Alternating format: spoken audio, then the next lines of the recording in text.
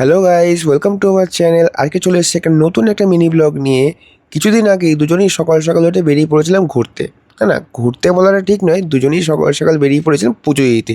হ্যাঁ, পুজো দিতেই যাচ্ছিলাম আজকে আমরা আজকে পুজো দিতে যাচ্ছিলাম সেই বিখ্যাত জাগ্রত মা মনসা মন্দির। হ্যাঁ, এই মা মনসা মন্দিরটা কিন্তু আমাদের শিয়ালদার কাকুরগাছিতে অবস্থিত। ঠিক আছে, মানে শিয়ালদার কাছাকাছি আপনারা বলতে পারেন। কাকুরগাছিতে অবস্থিত এই মা মনসা মন্দিরটা। এই মন্দিরটায় কিন্তু আমরা আগেও পুজো দিতে গেছিলাম। যারা যারা আমাদের ভিডিও ফলো করো তারা নিশ্চয়ই জানবে আমরা মন্দিরে আগেও পুজো দিতে গেছিলাম। রোদ্দুরটা কিন্তু আজকে মারাত্মক ছিল, এই বৃষ্টির বর্ষাকালেও রোদ্দুরটা কিন্তু আজকের দিনে প্রচুর ছিল। যাই হোক, আমরা সকাল সকালই বেরিয়েছিলাম, কারণ এইখানে কিন্তু প্রচুর পরিমাণ লাইন হয়। লাইনের কথাটা বলতে কতটা লাইন হয় তোমাদেরকে আমি এই আগে দেখাচ্ছি। প্রায় লাস্টবারও আমাদের 2 ঘন্টা কিন্তু লেগে গেছিলো, আর এবারও আমরা সেই হিসাবে হাতে সময় নিয়েই গেছিলাম। তো আমরা ওইখানে পৌঁছেছিলাম সকাল 8:30টার সময়।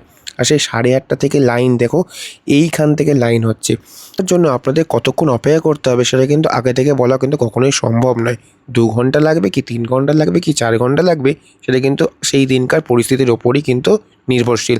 সাধারণত মঙ্গলবার এবং শনিবারে কিন্তু প্রচুর পরিমাণে কিন্তু ভিড় থাকে। মন্দিরের একটি প্রচলিত কথা আছে, মায়ের কাছে যারা মানসিক করেন মানসিক কিন্তু সবারই কিন্তু পূর্ণ হয়।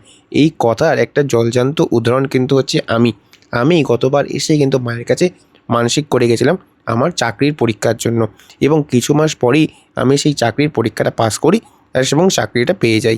আমার কাছে তোমরা যদি কিছু ভক্তি করে মানসিক করে থাকো, আশা করি আমারই মতো তোমাদের সবারই এরকমভাবেই মা সমস্ত মনস্কামনা পূর্ণ করবেন।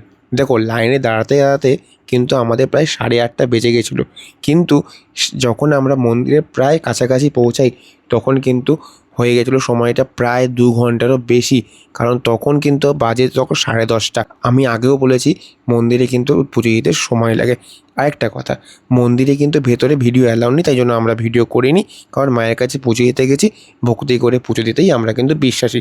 তোমরাও কিন্তু ভেতরে গিয়ে ভিডিও করার চেষ্টা করবেন না। এই মতো এইবারও মায়ের কাছে শান্তিপূর্ণভাবে পুজো দেওয়া আমাদের শেষ হলো। পুজো দেওয়ার পরে আমরা আখের রস খেলাম, কারণ গরমে কিন্তু এটা খুবই একটা ভালো একটা অপশান। পুজো দেওয়া আমাদের কমপ্লিট।